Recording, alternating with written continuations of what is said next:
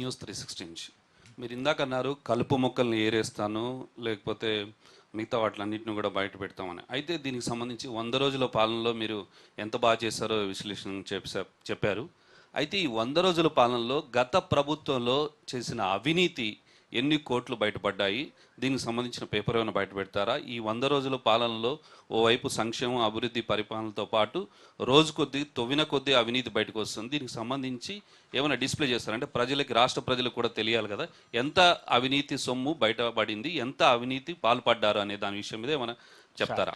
ఇప్పుడు 100 కోట్లని మీరు పరిమితి చేసి వాళ్ళని కాపాడే ప్రయత్నం చేసే పని చేయకండి.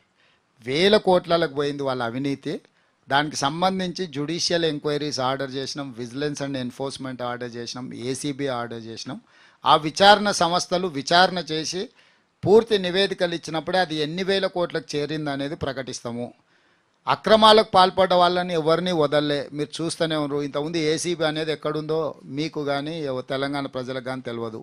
ఈరోజు రాష్ట్రం నలుమూలలో జరుగుతున్న విధానాలు, అదేవిధంగా అవినీతికి సంబంధించి శాసనసభలోనే చర్చ చేసి జ్యుడిషియల్ ఎంక్వైరీ చేసినాం. జడ్జిల నియామకాలు కూడా జరిగిపోయినాయి.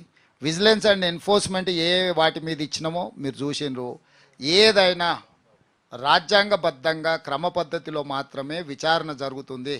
ఈ దేశం ఎంత గొప్పది అని అంటే మన అందరి కళ్ళ ముందల AK-47 పెట్టి చాలామందిని కాల్ చేసిన, ముంబై కాల్పుల్లో పాల్పడ్డ కసబ్ను కూడా ఉరేయడానికి ఒక ప్రాసెస్లో మొత్తం విచారణ చేసిన తర్వాతనే ఉరేసినరు.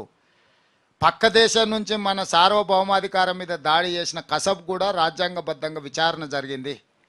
మరి ఇక్కడ అవినీతి పరులను ఒకవేళ శిక్షించాలంటే కూడా రాజ్యాంగబద్ధంగా వాళ్ళకు చెప్పుకునే అవకాశం ఇచ్చి విచారణ చేసి శిక్షించకపోతే మళ్ళీ మీరే అంటారు కక్ష సాధింపు చర్యలు. రేవంత్ రెడ్డి గారికి వాళ్ళకి ఏదో సరిపోతలేదు కాబట్టి వీళ్ళని అర్జెంటుగా ఏదో చేయాలంటున్నాడని మళ్ళీ మీలాంటి మీడియా మిత్రులే ప్రశ్నలు అడుగుతారు. కాబట్టి ఏం తొందర లేదు, పారదర్శకమైన విచారణ చేస్తాం, బాధ్యులైన వాళ్ళందరినీ శిక్షిస్తాం. ఎందుకంటే మనం ఇక్కడ కూర్చున్నప్పుడు ఒకలాగా అనిపిస్తుంది, విచారణ చేసినప్పుడు ఇంకా విస్తుగొల్పే విషయాలు కూడా బయటకు రావాల్సి ఉంటుంది. కాబట్టి ప్రాపర్ ఎంక్వైరీ చేసిన తర్వాతనే ఎవరి మీద అయినా చర్యలు తీసుకుంటాం. Sir Rahul sir from wire.